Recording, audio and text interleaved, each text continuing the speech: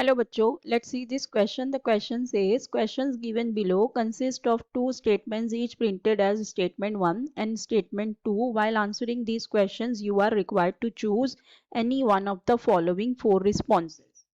And these are the responses. Option Statement 1 says chlorine gas disproportionates in hot and concentrated NaOH solution. Statement 2 says NaCl and NaOCl are formed in the above reaction. So यहाँ पे हमारे पास दो statements दी गई है, फिर इन statements के according हमें बताना है कि इनमें से कौन सा रिस्पॉन्स करेक्ट होगा। ठीक है, सो देखो जो पहला हमें स्टेटमेंट दिया हुआ है इसमें कहा गया है कि जो क्लोरीन गैस है it disproportionates in hot and concentrated NaOH। ठीक है, सो देखो सबसे पहली चीज तो डिस्प्रपोर्शनेट्स का मतलब क्या होता है। डिस्प्रपोर्शनेट्स या डिस्प्रपोर्शनेशन जो रिएक्शन होती है इसका मतलब क्या होता है, इसका ये मतलब होता है कि हमारे पास जो रिएक्शन हो रही है तो उसमें से जो कोई एक रिएक्टेंट है, ठीक है, कोई एक रिएक्टेंट या molecule, one of the reactant undergoes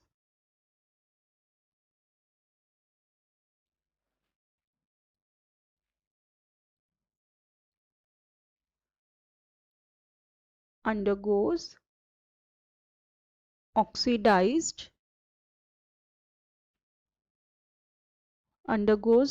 both, right, both oxidized as well as reduced simultaneously.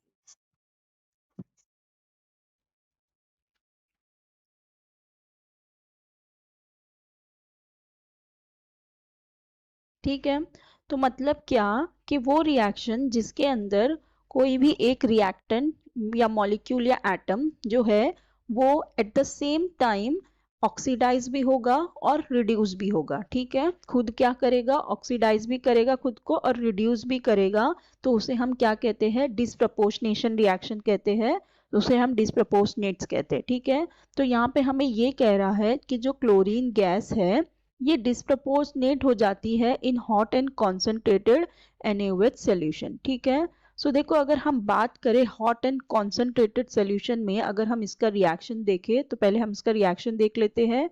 होता क्या है, अगर हम hot and concentrated NaOH solution में क्लोरीन को ऐड कर दें, ठीक है, ये है हमारे पास हॉट एंड कॉन्सेंट्रेटेड। ठीक है, hot and concentrated NaOH solution लिया हमने, सो ये यहाँ पे फॉर्म करता है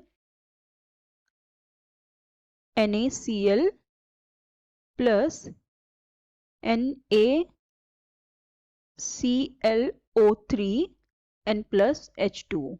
ठीक है, तो ये यहाँ पे रिएक्शन होती है, रिएक्शन को बैलेंस कर देते हैं, यहाँ पे 3 होगा Cl3, यहाँ पे 6 हो जाएगा, ये होगा 5 और यहाँ पे होगा 3। ठीक है, सो देखो यहाँ पे क्लोरीन का अगर हम ऑक्सीडेशन स्टेट देखें तो ये एलिमेंटल फॉर्म में है, तो यहाँ ये 0 की ऑक्सीडेशन स्टेट में। ठीक है, अब यहाँ से इसने जब NaCl बनाई तो अब ये NaCl में क्लोरीन का ऑक्सीडेशन स्टेट क्या है, +1 है, सॉरी यहाँ पे इसका ऑक्सीडेशन स्टेट क्या है, -1 है, करेक्ट, क्योंकि यहाँ पे Na+1 है तो यहाँ पे इसका क्या हो जाएगा, -1 हो गया।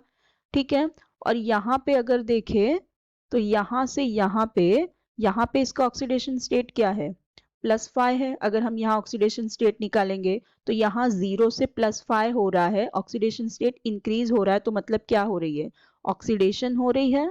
ठीक है, यहाँ पे ये ऑक्सीडेशन भी कर रही है और यहाँ पे 0 से -1 में जा रही है, मतलब रिडक्शन हो रहा है। ठीक है, सो देखो यहाँ पे क्लोरीन ही जो है अपने आप को ऑक्सीडाइज भी कर रहा है, रिड्यूस भी कर रहा है, so at the same time simultaneously reduction भी हो रहा है, ऑक्सीडेशन भी हो रहा है क्लोरीन का, तो इसे हम कहते हैं that chlorine gas is disproportionates in hot and concentrated NaOH solution.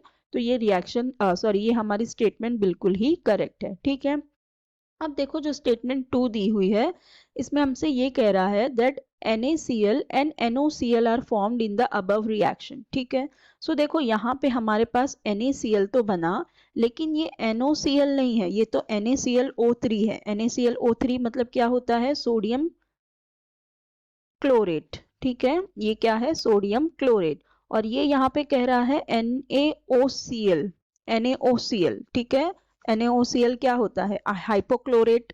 ठीक है, तो यहाँ पे ये NaClO3 दे रहा है, NaOCl नहीं दे रहा। ठीक है, तो ये वाली स्टेटमेंट मतलब रॉन्ग है, फॉल्स है। ये NaOCl कब देता है, जब हम क्लोरीन का रिएक्शन करवाते हैं कोल्ड NaOH के साथ। ठीक है, अगर कोल्ड NaOH अगर हम ले, हॉट की जगह कोल्ड ले, तो ये यहाँ पे फॉर्म करता है NaCl N plus NaOCl N plus water form करता है। ठीक है, तो कहते हैं सोडियम हाइपो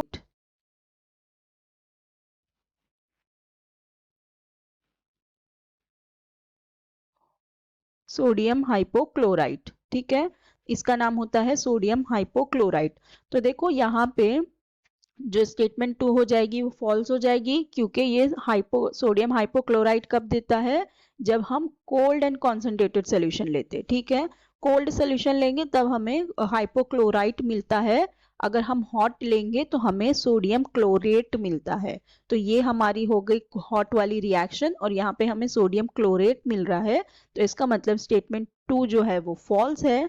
सो हम क्या कह सकते हैं, that statement 1 is true but statement 2 is false, so the correct option will be option C.